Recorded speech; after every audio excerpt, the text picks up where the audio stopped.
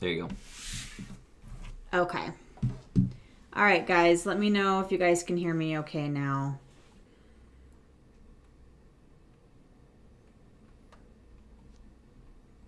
I was talking I know there's going to be a big delay, I know it's working, so you can keep going. Okay. Your microphone was muted, and now it's not. Oh, gotcha. Okay. So Dan says it's fine, so it's fine. So, all right. Let's see. I was just starting off by just welcoming everyone, saying I'm glad to see you. Hope everyone is doing well. If you're here in Texas, hope you're staying warm. It's been a little cold the past couple days. So happy Thanksgiving week to everyone. I'd love to know if you want to throw in the chat what your Thanksgiving plans are, how you usually kind of celebrate the holiday, what you do for that. I'm looking forward to a week with not having to get up at 6 a.m. every day, taking my kids to school. So that'll be nice. A good restful week, ready to eat some good food and be with people we love. So for this morning, I am really looking forward to today's message. It's a conversation that Amanda Martinez and I had. Amanda is traveling today, so she isn't going to be joining us.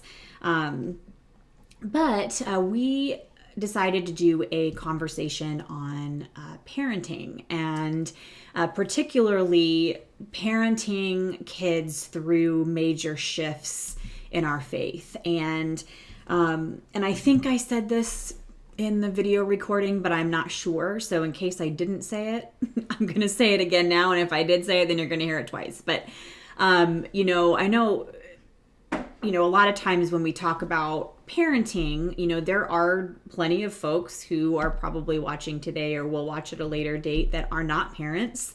Maybe some who have no desire to become parents. But I do think that this is an important conversation for those of us who are parenting kids or who will someday parent. And, during this whole conversation, I would love to invite all of you to share your perspective in the chat, to ask questions, to share your thoughts about things. And I want to be clear that if you are not a parent, that does not mean that you don't have wisdom and value to add to the conversation, because we have all been parented by an adult, by a parent figure or a mom or a dad or whatever throughout our life. And so I think we all have the ability to speak some wisdom into this conversation. And, I think I know I can speak for myself when I say this, but I know from conversations I've had with a lot of other folks that for a lot of us, the way that we grew up, maybe the things that we were taught either at home or within church contexts, in faith communities. I think a lot of times as we get older and we evolve and we change and we grow, a lot of times we can look back and recognize that there were certain things that maybe we were handed, or theologies that we held to, or beliefs that we had, that now we look back and go, ooh, those actually at best weren't helpful, or at most were harmful to us. Things that we no longer believe. Maybe you're in a place right now of still kind of trying to figure things out and you're unsure of what you believe. But then when you bring trying to parent kids in the middle of all of that, it can be really challenging.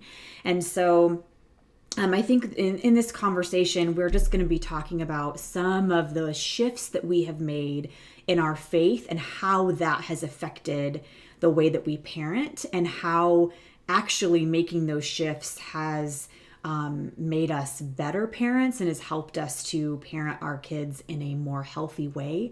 And so I am excited to bring this conversation to you today. So,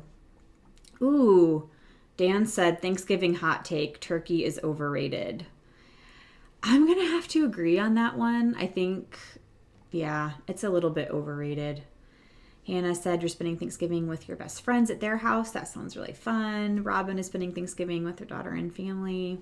Well, good. I'm glad that you guys all have good plans for that. So, All right, so we're going to go ahead and jump right into this conversation this morning, and then we will come back here at the end for a couple of minutes before we let everybody get on with their Sunday. So go ahead, and I hope that this is helpful for you. And again, feel free to engage in the chat and ask questions and give your perspective. That's always really, really helpful. So here is the conversation about parenting reimagined with me and Amanda.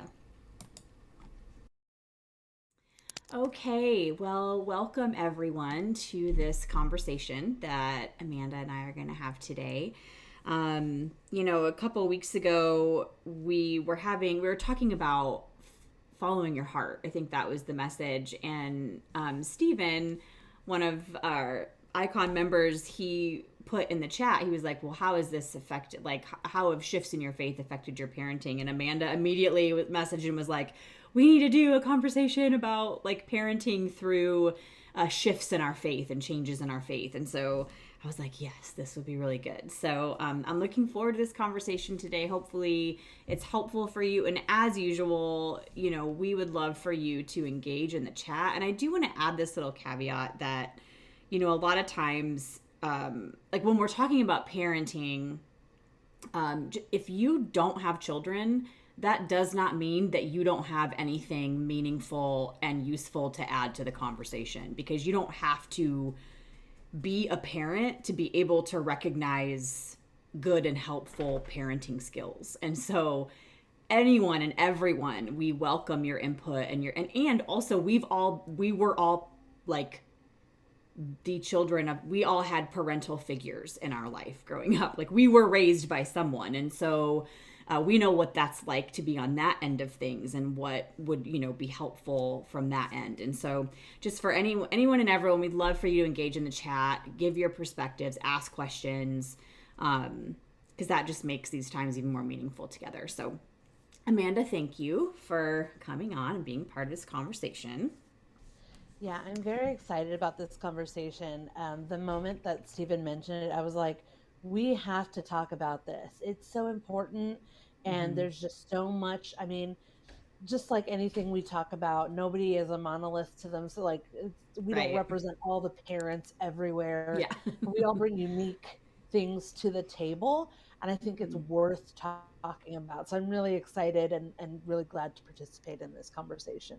Yeah, for sure. And we were just talking about it before I hit record too, that as per the usual, this is not like where we're giving people answers or saying that there's only one right way to parent your kids when it comes to shifts in your faith or kind of reimagining what parenting looks like. There's no one right way, and we're not here to offer answers, but rather to just add to the conversation and share what's been helpful for us, things that we have found meaningful, that we have found helpful as we're raising the kids that we're parenting. So we're just going to share our own perspective and what works for us, and what works for us may not work for everyone, and you might disagree with some of the stuff that we say, and that is okay. But so this is not, a time to give answers, but rather just to further the conversation. So we're actually just going to cover two kind of questions because they're pretty broad. And honestly, this is a topic that I think I have a lot of strong opinions about this. And Amanda, I'm sure you do as well. I mean, not that you ever have strong opinions or anything. Never, no. Only all the time. Only all the time. So I think both of us have a lot of very strong opinions about some of these things. And so it won't be like a short thing at all. Like if anything, we're going to need to like rein it in a little bit. So there's just two different kind of questions or areas that we're going to discuss today. And so the first one is because Amanda, I know you and I both have gone through some faith shifts over the years. And I think where our stories are a little bit different is I feel like that how we can kind of each bring unique perspectives is I think a lot of your faith shifts happened before you were parenting kiddos, or maybe I know that when you were fostering, there was probably some things happening then too. But and I know for me, my faith shift happened while I was parenting kids. So I think that'll be interesting to kind of share those unique perspectives. But um, the first question that I have is, how have your parenting values shifted as your faith has shifted? So maybe it's like, maybe there were different ways that you were parented, or things that you were exposed to, the way that parents raise their kids, and then now that you've shifted in your faith, what does that look like now for the values that you hold most important in your parenting? How have those changed and shifted over time? Yeah, I mean, they definitely have shifted quite a bit. Like you said earlier, we're both children who have had parents, and even the most amazing parents still struggle at times to really build that connection. And so there were a lot of things that my parents did that were, I mean, we didn't grow up going to church really. I mean, kind of when I was with my parents separated when I was young, and got divorced when I was really young, and so we did every other weekend. So every other weekend I went to church, but it was very inconsistent, and more often than not, I felt like the church that I went to at the time that we started going was very judgy and hypocritical, and as a teenager, struggled a lot with understanding the balance between Jesus in the Bible and Jesus in the teaching versus Jesus in the people at the church, and kind of understanding a little bit of those dynamics was a little hard at first. But honestly, throughout my own faith deconstruction, when I began to ask myself, why do I believe what I believe? Could there be a possibility that this isn't that this isn't the ideology that Jesus had in mind? Could it be that this ideology is problematic when it comes to the way I live out my faith among other people, whether they are believers or non-believers, whether they follow Jesus or don't follow Jesus, whether they even own a faith or not, Mm-hmm. whatever that looks like for them. I've actually had the honor and privilege, actually, I would call it, to have really solid friends who are so different in their faith beliefs. And the reason I say honored is because they have been the ones to allow me space to ask them questions about why they believe what they believe. Mm. And, in my deconstruction journey, being able to say, because sometimes it's tough when you're going through deconstruction to talk to other Christians about the Yeah. questions that you're having. Yeah. And the nice thing was I was able to talk to friends who were agnostic or atheist or from a different denomination, Jewish, and being able to ask them, like, why do you believe the things that you believe? Because I didn't feel like it was going to be, oh my gosh, are you questioning your beliefs? It was like they just Mm-hmm. wanted to share their faith and their understanding, and I didn't necessarily like adopt their way of thinking and adopt their ideologies, but it did make me feel like it was a safe enough space to ask my questions and to be okay with not being like the determining factor in their life. Mm-hmm. And that kind of set me up for the way that I parent, Hmm. the way that I've parented my foster child, the way that I currently parent my niece, is really providing a safe space for open dialogue when it comes to faith, what we believe, how we process the Gospels, how we understand the Bible. Is it okay to ask questions?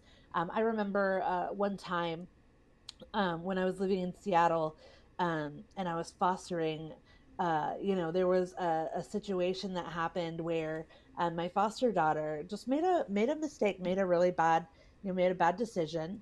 We all make them, we all make Mm-hmm. mistakes, but I think for her, it was a lot. It felt a lot harder, and it was a lot bigger. And in that instance, I told her, "Hey, we are a family of second chances," because that's what I believe about Mm-hmm. Jesus. Like, Yeah. it comes out in the language that I use Yeah. with the kids that I'm involved with. If I believe it about Jesus, then I'm going to believe it about them, you know, and I'm going to believe it, for them. And so I remember, her laying on the bed and, her thinking, it was just going to be the end of the world. And I'm sure it felt like, I mean, for me, it kind of like felt like it was this big deal too. But at the end, I was like, you know what? We are a family of second chances, and you are always going to have an opportunity to try to make it right, to make a better Mm-hmm. choice next time. And I still use that as I parent nowadays. You know, my nieces, I absolutely love everything about them, but they're teenagers, and they're Yeah. teenagers dealing with life that I never, like, in a way that I never experienced. Mm-hmm. This current generation lives life on a whole different playing field. It's so And different. yeah, and to be able to look at them and say, "Hey, you made a mistake, and that's okay because we are people. We're human. We have accidents, we make mistakes. This is part of our humanity. It doesn't make you a bad kid. It doesn't make you a Mm-hmm. troublemaker. It doesn't make you a nuisance. It doesn't make you unlovable. It just means that next time we have an opportunity to make a better choice and try again." And I use a lot of that language in our Mm-hmm. home because that's who I see God as. Like, I see God as a God of grace and compassion. Yes, justice, in that I still have to face consequences. They still have to face consequences. If Mm-hmm. you don't do X, Y, and Z by X time, like, you don't get to go have fun with your friends over the weekend because you didn't do your homework and you didn't do your chores. So, you know, you Mm-hmm. still have consequences, but you always have an opportunity to try again. And I think it sets them up for a stronger understanding of religion, faith, ideologies, all that. Um, in that it helps them to remember that they are only human, that they are Mm-hmm. not super spiritual Christ followers, you know, throwing themselves on crosses and, you know, saying, you know, 10,000 prayers about how ashamed they are of who they are, of who Mm-hmm. God created them to be, you know. And I think that, so it works its way into the language. And it has definitely, the language that I use around the kids has changed a lot because of the deconstruction journey I've been on. I'll say Hmm. that. Hmm. That's interesting. Yeah, I mean, I think it's so important. Our kids have to be allowed to embrace the fullness of their humanity and not feel like, as parents, our expectation of them is perfection. Because I think often we can forget that our kids, like they're human beings too, like, and and I know for me, one of the biggest shifts is, I think, in a lot of the faith spaces I spent time in before, there was always such a strong emphasis on obedience. It was Hmm. like, the children obey your parents and Lord, for this is right, Ephesians Yep. 6:1. It was like Yep. that was drilled into us. And I think there was so much emphasis on you, like, you as a parent, your job is to get your kid to obey, you know? And so it was like that. And I think, kids experience a lot of marginalization in our society because they're Yeah. expected to be quiet, to be well Hmm. behaved, to not express their emotions in ways that children express their emotions.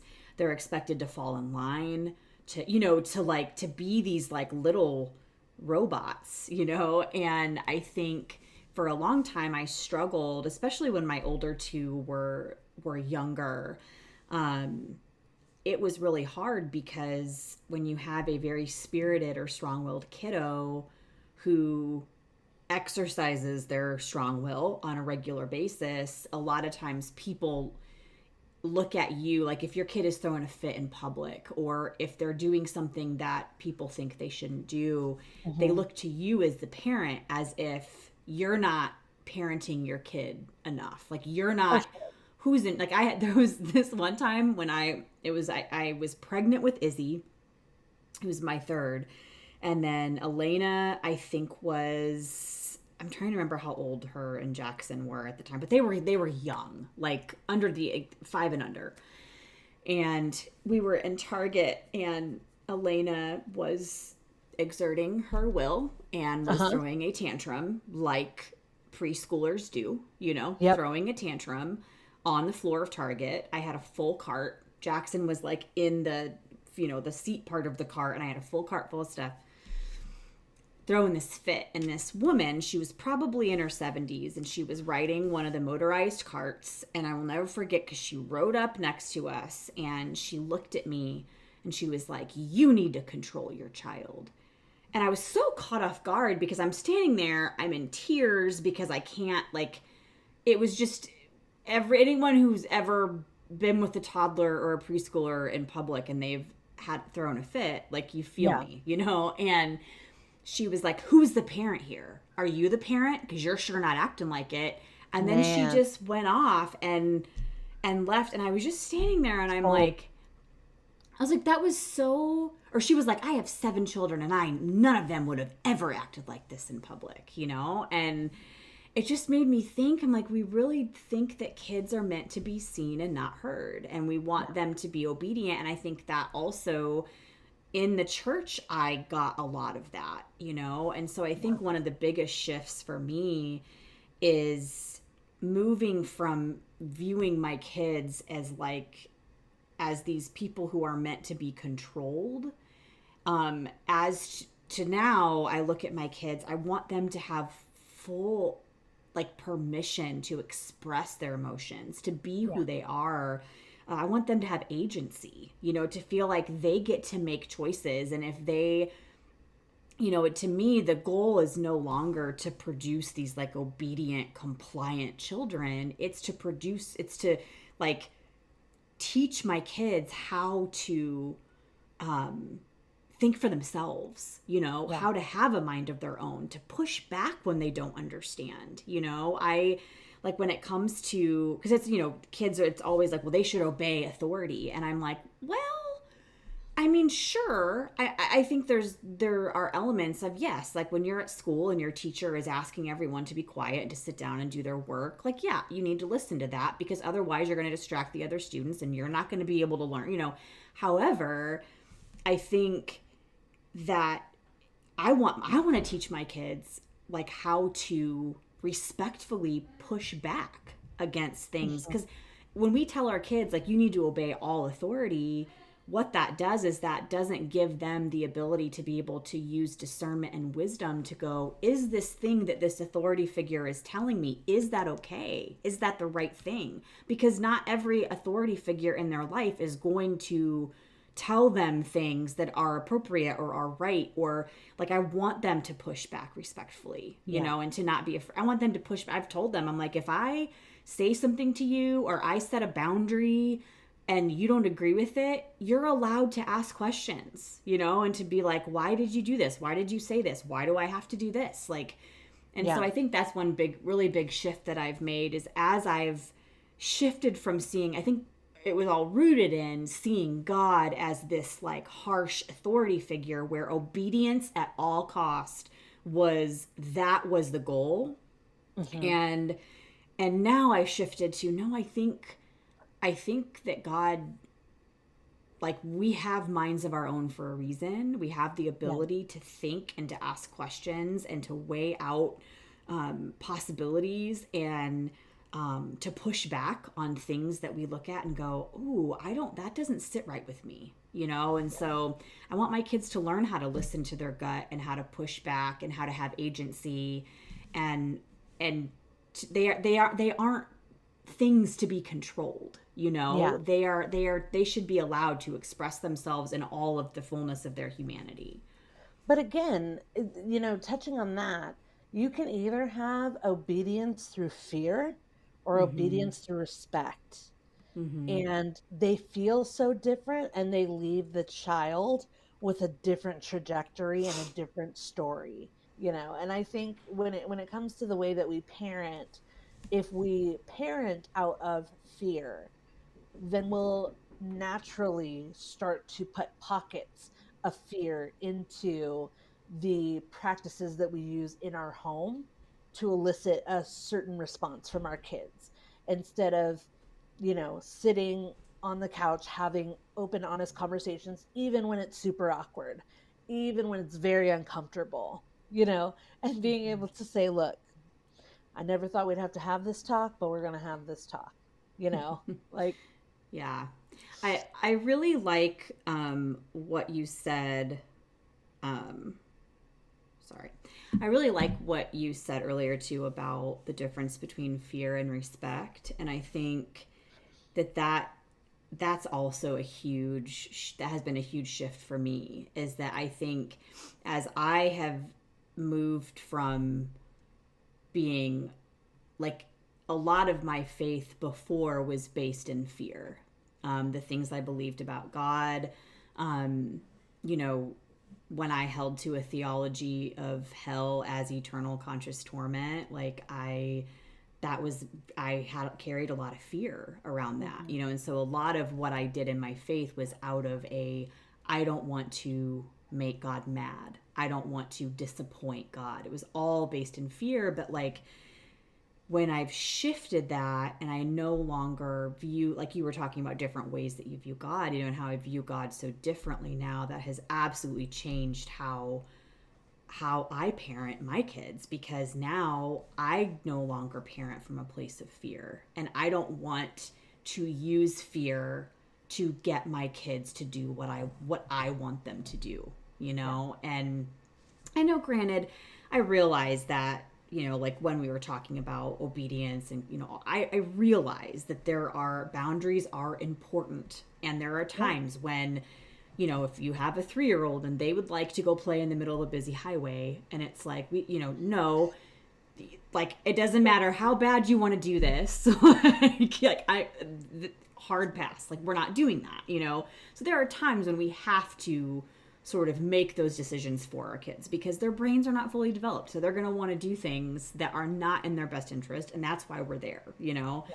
But I And think, I will say, I think an important part too, like, is being willing. And I know it's tough. Like, it is tough for some personalities and it's tough for some parents. And it's okay if it's difficult for you, if you need someone to like help you build up the courage, or if you just need to like write it down, like to just let it go. But I'm like having the courage to stand up for your kids when they're yeah. being, judged or shamed or, disgraced by it. Like it reminded me of this past summer I took the girls to Aquatica at SeaWorld.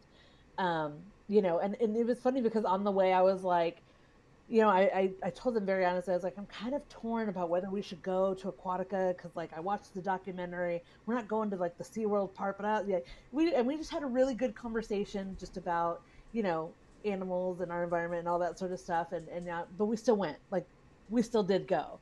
All Mm-hmm. that to say, like obviously, like I don't restrict what the girls wear when they go swimming. I have so detached myself from purity culture that it is like Mm, a full 180, maybe mm-hmm. even a 360. I don't even know. Like whatever the furthest distance between purity culture and my beliefs and the way I parent and the way I lead people, like whatever that is, But I remember, one like the girls were both in bikinis, and this older woman uh, was walking in passing, and she said it audibly, and thankfully like my niece didn't hear her, but I heard her. And because she was kind of, but she was like, well, some people just need to cover up around here. Oh, And I wow. and like being the 8 I am, I said, well, some people need to stop sexualizing our children. Like I Oh. just I'm so And there it sorry. I'm not is. here for it. Like I'm just, Yep. and it was funny because I think Yep. it was actually when we were getting ready to go back to school. One of the girls, we were shopping at Target, and one of the girl goes, she goes, "Would you ever let me wear this?" It was like a crop top, Mm-hmm. and I said, "Sweetie, the only time that I have said no to anything that you have worn is if you're going to school and it's not part of your uniform, Mm-hmm. or if it's really Yeah. cold outside and you have forgotten to put on a jacket. That's really it. Like those are the only Yeah. times that I'm going to censor what you wear, Yeah. because number one, I don't want to drive back to the school and get you a new uniform.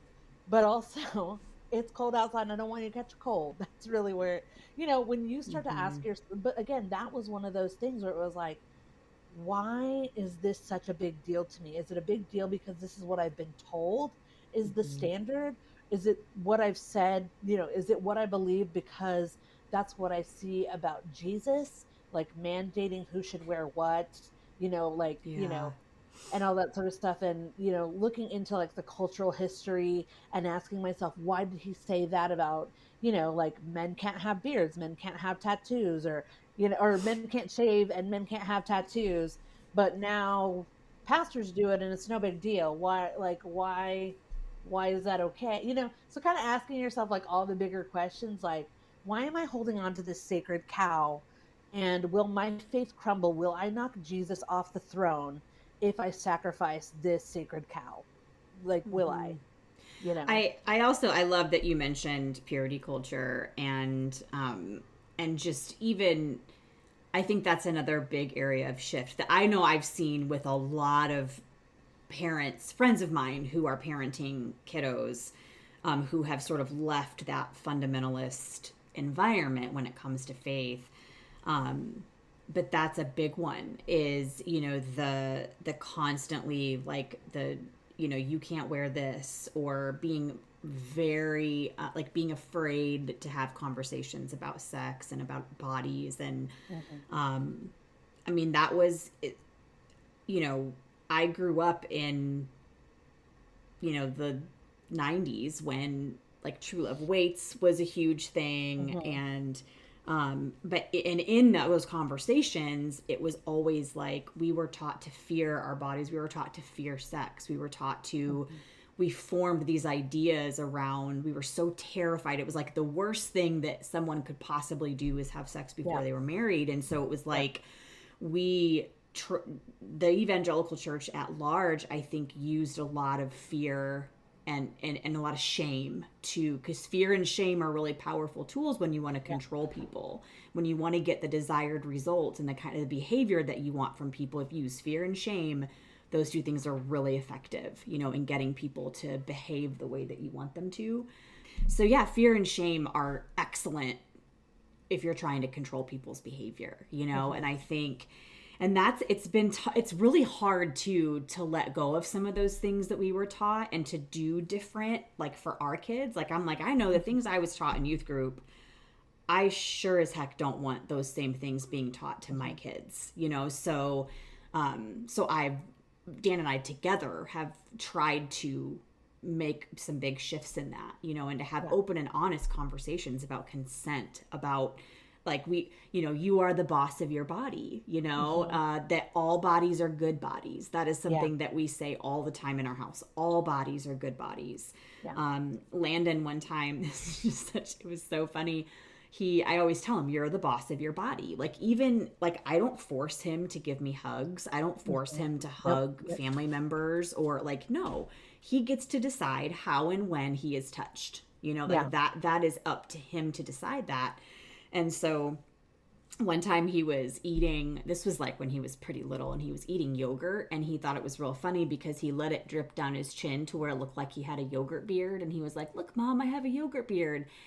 And, it's like, I'm looking at it, and in my head, I'm like, now who's going to have to clean up all the yogurt that's all over the table and the floor? So I was like, Landon, I'm like, don't put yogurt all over your face. And he goes, you said I'm the boss of my own body. And I was like, touche, kid. Touche. Fine. Fine. But I think, in separating ourselves from, like you said, sexualizing children by being like, you shouldn't wear that bathing suit, or you shouldn't wear, because I was constantly told growing up at youth group and at church that I was responsible for the boys' thoughts, that I was going to make them stumble if I didn't wear appropriate clothing.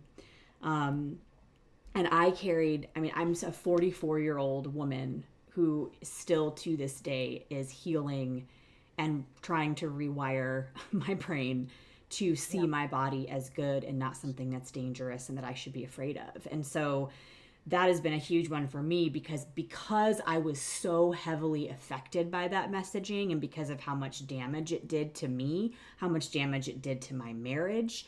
And not even just like, Dan and I, there were just so many things, like so much spiritual trauma that I was carrying because of that messaging and that shame, that I couldn't even put words to it until recently. And so I am like, no way am I going to teach that to my kids. We are going to find a better way to teach them, yes, like honoring your body and honoring other people's bodies, that you don't get to use other people's bodies, and so having those kinds of conversations has been, and I think just shifting that, that going, no, I was taught this in church growing up and I know how much damage it did. So now I want to do a complete 180 with my kids so that they don't grow up with the same fear and shame around sex and their body and all of that, that I did. So, And I think what's interesting and also really kind of cool is, so I obviously, a lot of my deconstruction, faith shifting happened before I was a parent. So I was mm-hmm. able to put a lot of pieces into place. I was able Mm-hmm. to ask myself, is it okay? Like, I remember there was at one point in time where I was actually afraid to go bar hopping with my roommates. I don't drink anyway, but I was like, if they see a pastor, if somebody like from our church sees a pastor in the bar, what are they going to say? Like, because Sure. Yep. That stuff runs sometimes deep. That stuff runs deep. sometimes it's just you, like, you live under this like microscope so Mm-hmm. often in ministry leadership, and you don't want to detract from that. But I also, like, because I did eventually like go out with my friends and I didn't drink, but that doesn't matter, it's just a side note. But it was one of those things where after that night I was like, I didn't have as much fun as my friends did, or whatever they seemed to be having. Like, they were whatever. I'm a people watcher, so it was a whole different thing. But all that to say, it was one of those things where I went home and I asked myself, that wasn't terrible, and Mm-hmm. I don't think that diminished my Mm-hmm. understanding of who God is to me and who God is asking me to be to my roommates. Like, so what if and so I wrestled with it for a little bit, and I was like, what if instead of being like, oh no, I went out with you once, I don't want to go again, what if I was like, hey, like, if you want to go again, like, I like hanging out with you ladies, like, can I be your designated driver? I just want to make sure you get home safe, you know? Mm-hmm. And it's being okay to be in those positions and let people live their life and not worry about whether you're enabling them to, you Mm-hmm. know, live like, know Jesus or not know Jesus. And then at the end of the day, like, it's great because they're like, hey, like, I like that you love Jesus, and also don't judge me for, deciding that this is okay with me. And I do the same thing with my girls. Like, Mm-hmm. if if they'll sometimes ask me random questions like, is it is it a Christian thing if I do this? And I'm like, it's a Christian thing if you love God, if you love people, and you're not hurting anybody, and you're Mm-hmm. not shaming anybody, and you're not causing someone else to harm themselves, then Mm-hmm. you're pretty okay. Yeah. And the girls, like, they joke about it. They'll they'll be like, so when I turn 21, can I drink? And I was like, if you do it responsibly, if you Mm-hmm. ever get in a situation where you need a ride, call me, because I'm going to come keep you safe. Like, Yeah. and I think it helps them under, like, even though they're joking, or maybe not, I don't even know. I don't know, kids these days. Mm-hmm. But here's the thing, what they hear from me is not, why would you do that? You're going to go to hell if you take a drink. Like, instead of hearing the shame and the guilt and the oppression of the Pharisee, they're hearing the grace, the understanding, and the wanting to journey through life with you that Jesus offers. And for me, that is what parenting through deconstruction is like. It's saying, you're a human being, you're a smart person, you're going to be smarter once your brain fully forms, I'm sure, but you're a smart person, and I believe the best about you because God Mm-hmm. believes the best about me, and God believes the best about everybody. And no matter what happens, he's going to be with us in the middle of that mess, you Mm-hmm. know and that's what I believe about God. So that's how I'm going to lead these kids. So, Yeah. Well, listen, if you're going to go to hell for taking a drink, I'm in big trouble. big trouble So guy. that's. Big trouble guy. But no, and this actually kind of leads into the next question really well of, because I think, and again, all of you in the chat, you can include maybe things that you've done differently as a parent now than either how you were raised or how you were taught in faith spaces. What are some things that you do differently, that maybe ideologies or theologies that were harmful to you or others before, so now you want to do different, for your kids? Feel free to put that in the chat. We'd love to hear it. But I think another component of this is something that also has shifted for me that leads us to our next question. And this question is, we're going to talk about how we approach conversations and ideas about faith with the kids that we're parenting. And I think, again, one thing that it was drilled into you that it was your responsibility as a Christian parent to ensure that your children, held godly morals and standards, that they had a strong Christian faith. It was like you keep those kids in church every single week. And that was like drilled into you. And I know when I first became a parent, it was like I felt that pressure of that's all on my shoulders. Like Dan and I have to, our kids have to be Christians and they have to, and so I think though that as my faith has shifted, I see that so differently now than I used to. And I'll share kind of how that has shifted for me. But Amanda, what about you? Like when it comes to your nieces, how do you approach conversations and even just the idea of faith with your girls? Yeah. I think what's really cool, actually, I'll mention it here, is obviously, one of my oldest niece, Vanessa, is very involved with our E-Kids. She serves in E-Kids on Sunday, loves it.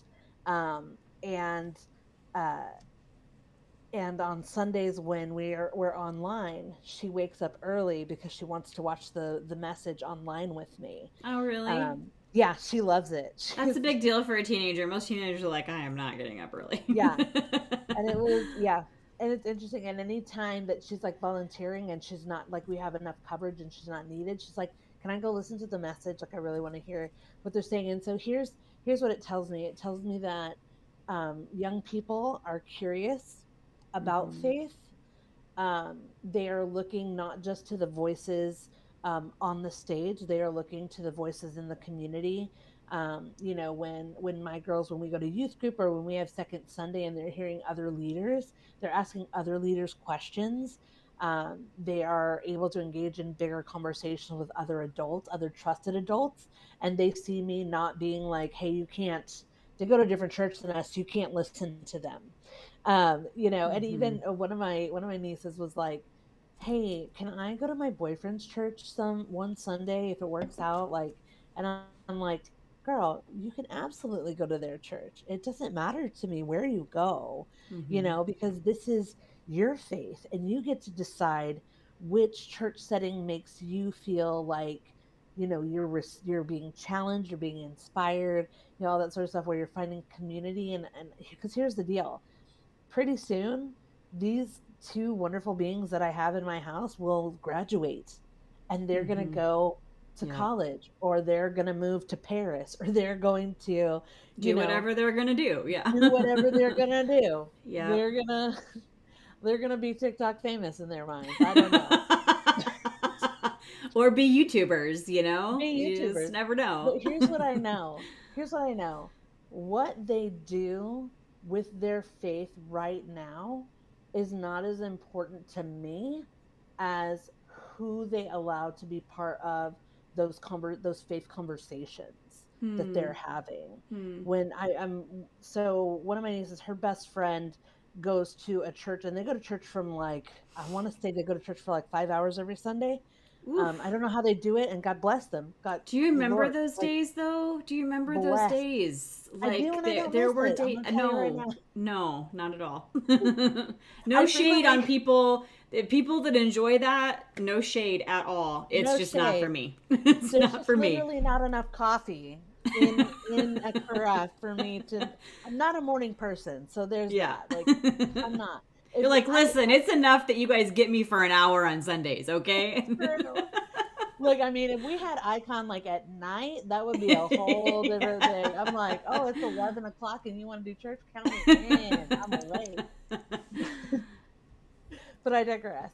But all that to say, when they ask me questions about that, when they go to youth group or we go to Second Sunday or they're watching the service online and they ask questions, I'm never telling them, here's the answer and here's what you should believe.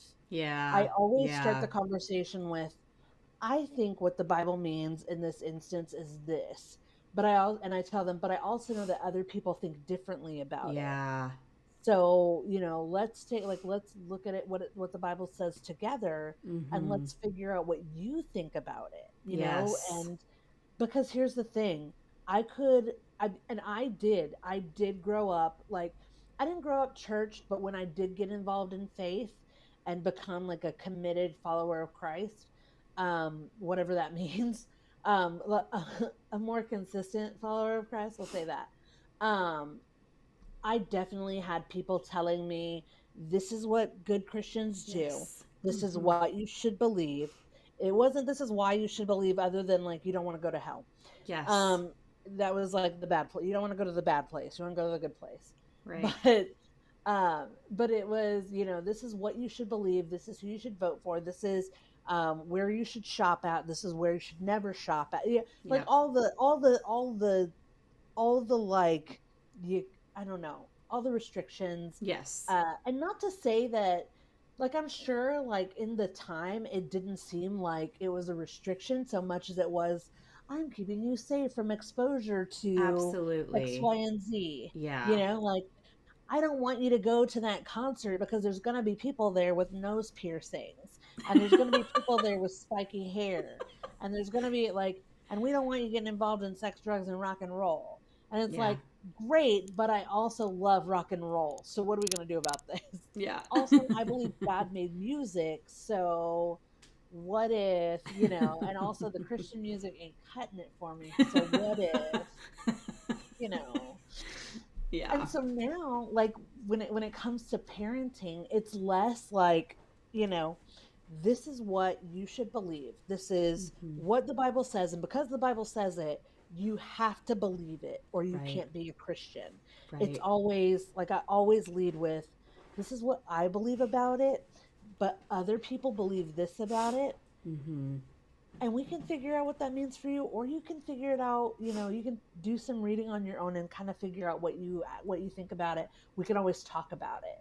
Like, I Yeah. always say, like, we can always talk more about this, because Yeah. I want to leave that open door for them to feel like this isn't the end of this conversation, because it's not the end of this conversation, because they're going to go to Mm-hmm. college and they're going to be like, Yep. I once thought this and this doesn't Yes. work out. How Well, do I fix it? And their beliefs are gonna evolve over time, that's like every 100%. humans does, you know? 100%. Yeah, and I think we have to prepare them for that and give them the tools to be able to navigate that, instead of saying, because I was like you, it was like there was only one way to view the scriptures, only one way to view God, only like, Yep. and it was like, it was always the pastors, it was like, it was whatever they thought, like that was the right thing, and Yeah. never mind all, like, can we just talk about the fact that theologians and scholars have been disagreeing on interpretations of scriptures for centuries? There are so many things that I was taught were black and white that as I dug deeper into and studied different things, realized, oh, there's like tons of theologians who actually think differently about this, and you can be a Christian and think about this thing differently. Yeah. And I think it's important that's how we present faith to our kids, is that like you said, what do you think about this? I'm not going to tell you this is what you have to believe, but it's more of like an invitation into exploring and seeking out what it is that they think, to use Yeah. their brains. And there's even been times where I have said, I actually like when we'll hear something either in the message or like during like E-Kids Bible story, like whatever, or we're talking, just having a faith conversation. We heard something on the radio about a pastor, and we're having this conversation, and I've definitely told my nieces, I'm like, I used to believe that this was, what this meant, and after doing a lot of studying and a lot of questioning and a lot of kind of thinking through what I believe to be true about God, like it just didn't add up. So I had to Yeah. kind of rethink it, Yeah. and I don't really believe that anymore. Yeah. And I And that think to gives be them able to permission to say that, change their mind, to yeah, not feel locked in, to approach it with curiosity and humility, knowing that we can't possibly be right about everything we think at every point in our life. Like, no, man, yeah. And giving them permission to do that by them hearing you say, I used to think this, but now I think this, yeah. like helps them to go, you have permission to change your mind, you know? And it happens and it bleeds into the way that we parent when we're okay with saying, hey, I actually made a mistake Yes. when I asked you about this. I made a mistake, and I Yes. shouldn't have done that. And I'm like, Yes. I mean, there'll be times where I have like, told the girls like, hey, why didn't you do it? And like, I would get a call from the school saying, so and so has been marked absent. I'd be like, hey, why were you absent? And they're like, I was taking a test. I wasn't absent. I was like, okay, I'm creating a story in my mind about what you're doing at school. And then if I'm not willing to ask you the question and have a dialogue with you, I'm always going to believe that you're doing something you shouldn't be doing. And that's going to inform the way that I interact with you. And I don't want our interaction to be one where I think the worst of you, because I Yeah. believe that God believes the best about you. Yeah. And so it And works its that way in. apologizing is so, there have been times where I've had to go to my kids and say, you know what, the way that I responded to you just now, that's coming from my own issues, and Yeah. my own, like there were some things I used to believe that really kind of screwed me up, and sometimes I still respond in ways. Yeah. One time, one time my oldest, she flat out called me out. We weren't arguing, we were just having a very intense conversation about something that we saw things differently, and I was trying to like I was like, it was just one of those things where I'm like, I was being very stubborn and like standing my ground, and so was Yeah. she. But then eventually she stopped and she goes, Mom, like, it sounds to me like that is coming from your own trauma. She's like, that isn't, like, that's not mine to manage. And I was like, Nice. Right? like, and it just, and I looked at her and I'm like, you're right. You are 100% right. Yeah. Like, I am projecting, and I am telling you these things from my own place of spiritual trauma. And you're right. That isn't yours to carry.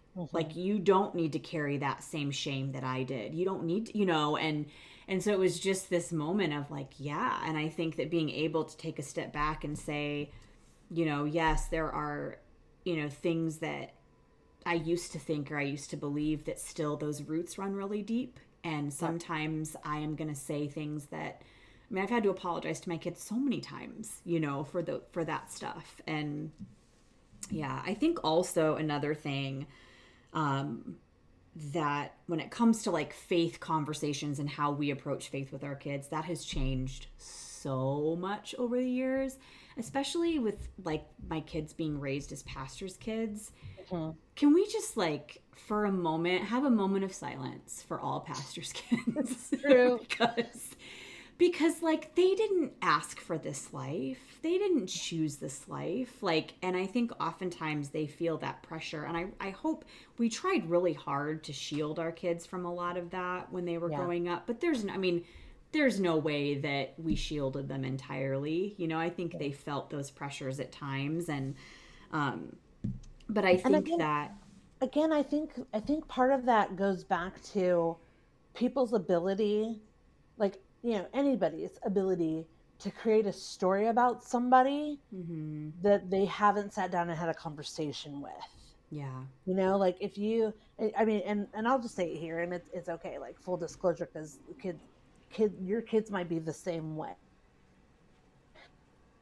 One kiddo that goes to church with me, and one that doesn't. And it's not because she Mm-hmm. doesn't love Jesus. And it's not because she doesn't care about faith. It's not because of any of those reasons.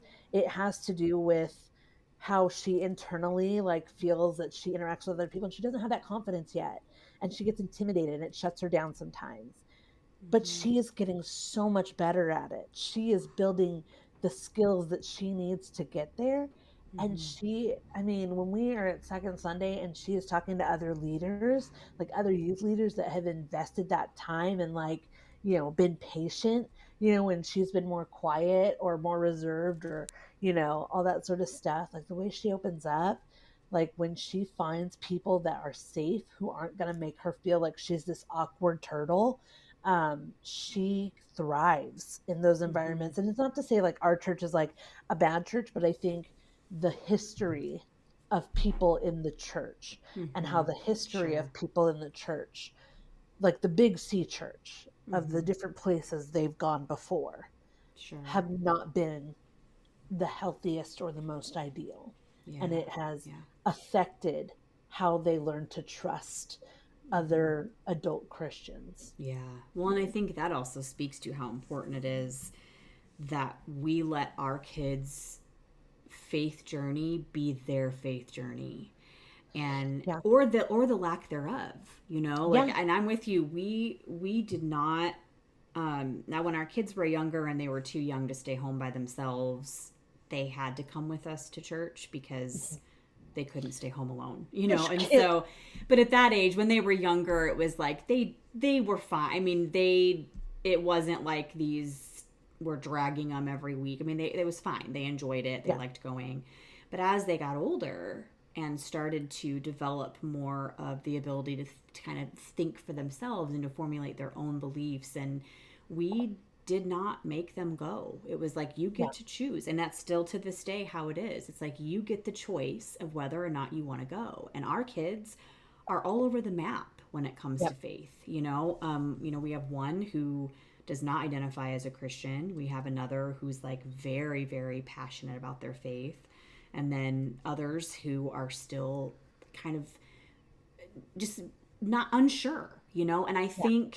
I think that is so important to let them. And I think one thing, removing removing the idea of hell as eternal conscious torment from the equation makes all the difference, because I Mhm. understand why the adults in our lives growing up, why probably they did the things they did and said the things they said, because there was so much fear that if they Yeah. didn't, people were going to end up there. And I Yep. think removing that from the equation enables us to allow people to have agency. It enables us to be able to allow our kids to choose their own path.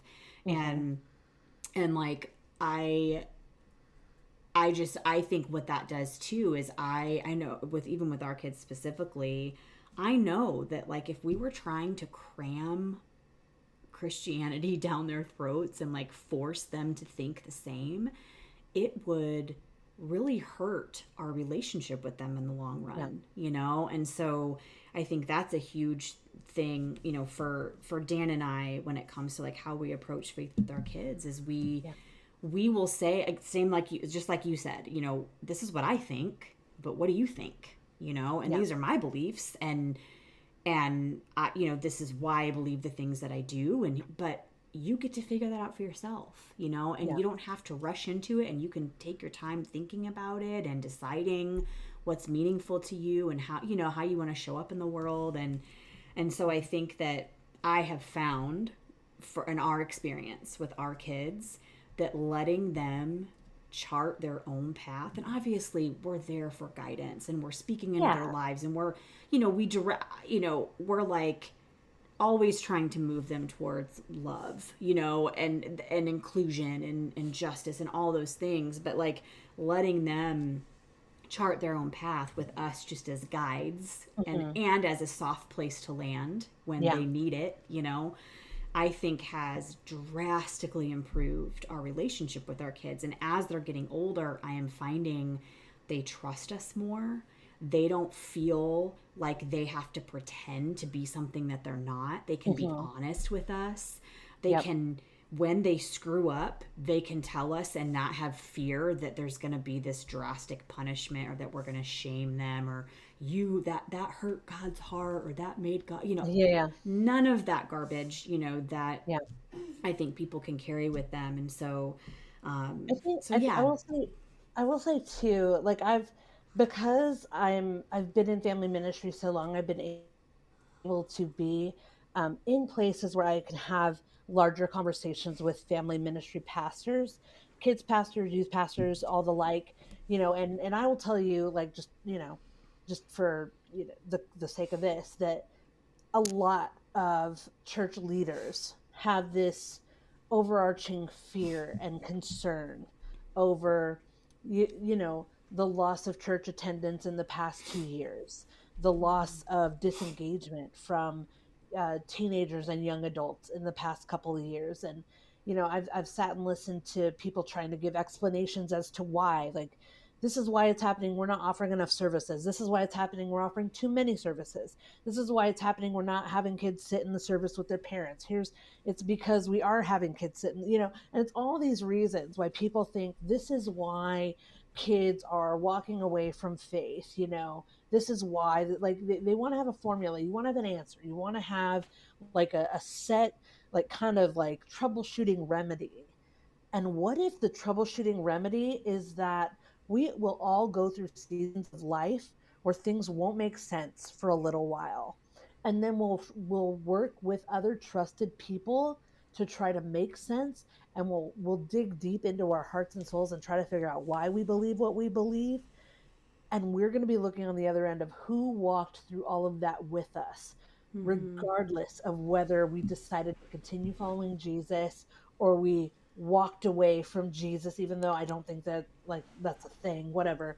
Mm-hmm. But um or when people decide to practice a different faith, Mm-hmm. and other people are like, I can't believe you would choose that church or that really, and it's like, Mm-hmm. okay, like, I understand, but here's what I know: I'm not responsible for what you believe, like what Yep. you personally believe about ideologies.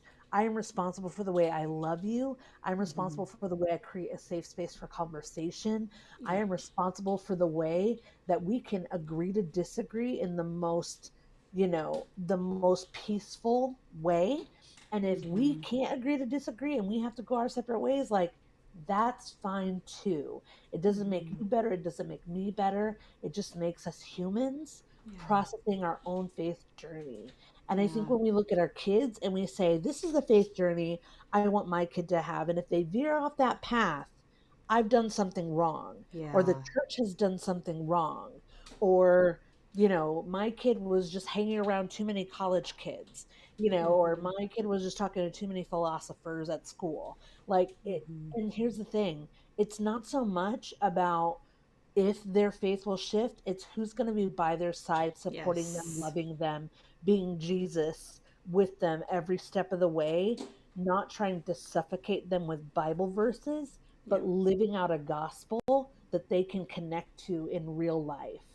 You Mm-hmm. know, Yep. And just just, and I think, yeah, and I think on that note, we can go ahead and start to wrap it up. I think yeah, that's such a great, like, when you were like the kind of that word to parents of like, you aren't like, if we can, I'm gonna like look at everyone, if we can say anything to parents to give you some encouragement today, it's that you you can let go of the reins of control.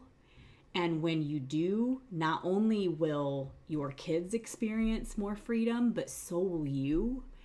And trying to control or feel like we are personally responsible for the faith of our children. I'm like, sure, like we give them guidance but like eventually they're going to be grown adults who are going to be making all of these decisions for themselves. So rather than hand them this package and say, this is what you have to believe, this is the truth, this is the right thing, rather than doing that, we need to be giving them the tools to be able to use their brains and to think for themselves and to chart their own path and to figure out what faith looks like for them. Because honestly, if our kids then do choose the road of wanting to follow Jesus, it's not going to be this thing that they're going to have to then heavily deconstruct later in life. You know, we're going to save them a lot of the pain and the hardship that we went through, you know, having to sort of make those shifts. And so I think that, you know, there's something, we do not have to control our children. We don't have to. And at the end of the day, we don't have as much control as we think we do anyways, you know, and it just letting go of that control, it sets everybody free. And again, it doesn't mean that we don't set boundaries and that we don't give guidance and wisdom, because all our kids need that. Like, my goodness, they like I said before, their brains are not fully developed. They need that, you know, and I think we can do that in a way that's not controlling, that isn't trying to force them into anything, but that gives them agency and allows them to figure things out for themselves, you know? Yeah. Okay. Well, Amanda, thank you, as always, for your wisdom and insight and sharing your perspective. And thank all of you for being here and joining us today and listening in. I hope that there were some things that we shared that were helpful for you. And yeah, I just think it's an important conversation, and I think that it's one that, you know, we just keep having and keep figuring things out as we go. So, all right, well, we will let all of you guys go. Have a fantastic week, and we'll see you guys later. Later.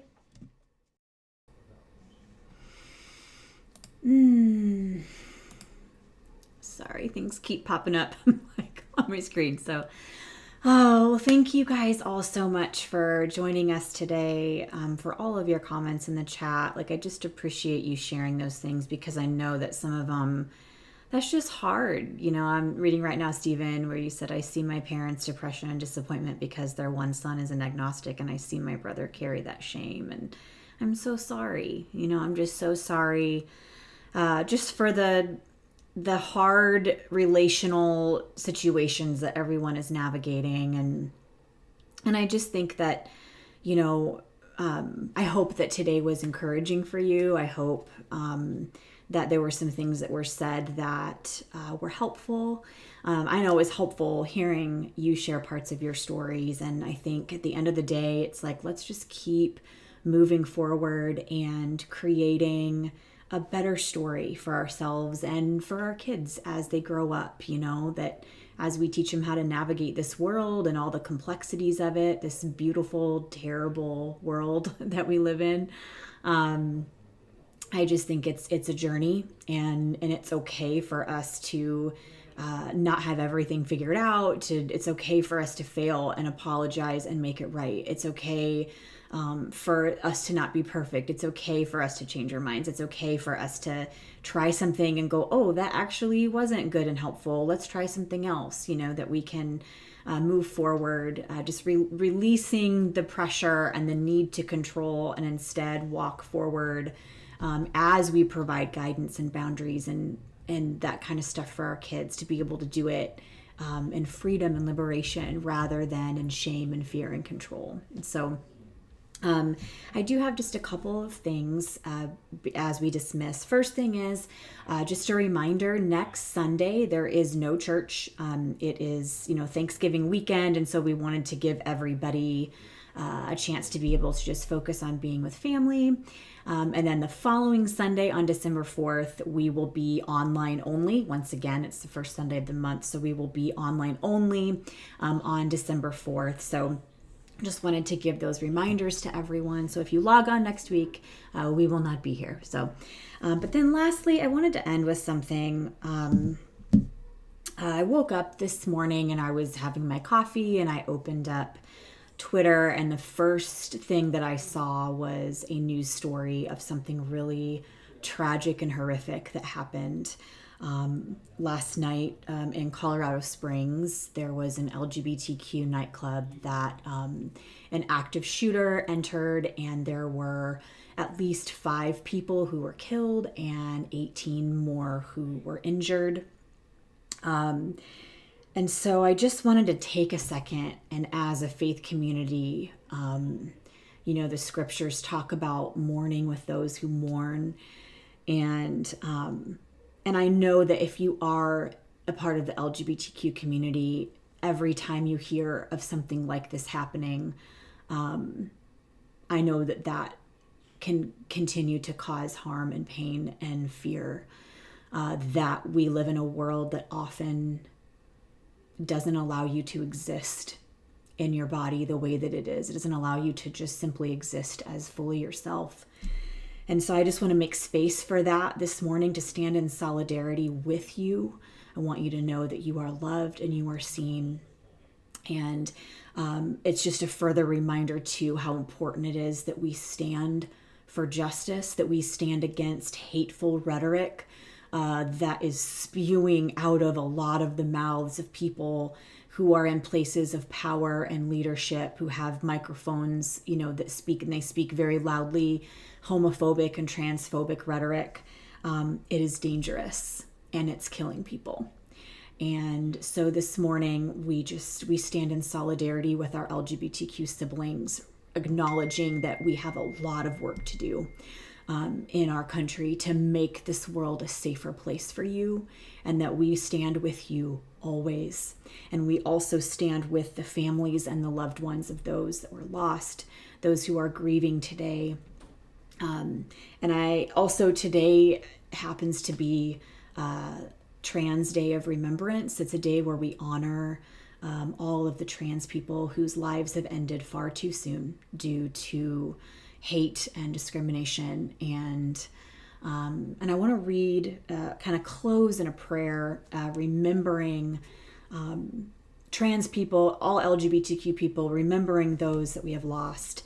But it's a prayer that there's an Instagram account called Black Liturgies, author by the name of Cole Riley. She just so poignantly and beautifully pens these prayers in times of suffering. And she posted this morning, and it's just a prayer. And I would like to read it as we close and as we all kind of stand in solidarity and grieve with those who are grieving this morning. So, God who knows, we confess that too often we have encountered liberation in a person and chosen hatred. We confess our own jealousy at a person capable of living into their true self when we ourselves are suffocating. We are in bondage to binaries that only exist to limit our imaginations for full liberation. Remind us that you yourself contain multitudes. Let us encounter the divine that refuses to be contained to human definition or imagination. Expose all the ways that we neglect trans people in our activism. Expose those interior whispers that make us so terrified of publicly supporting Black trans women. Let us become honest about the hatred we have inherited, the violence enacted against queer folks at the hands of those who came before us, Christianity playing no small part in a culture of vitriolic transphobia. Have mercy on those who grieve today. Grant them the courage to stay near to themselves. So we just close with that prayer, and I encourage all of you today to maybe take a minute, maybe light some candles, in honor of those lives who were lost. Take a minute to sit in that grief and in that solidarity, and to once again reaffirm the necessity that we continue to take a stand for justice, so that LGBTQ folks do not have to fear for their lives. They don't have to fear to be able to live fully as who they are. So Thank you all so much for joining us today. Again, enjoy next week off, and then we will see you back here next or on December 4th for an online only service. So happy Thanksgiving to you and yours, and I hope you all have a great week, and we'll see you back on Sunday, December 4th.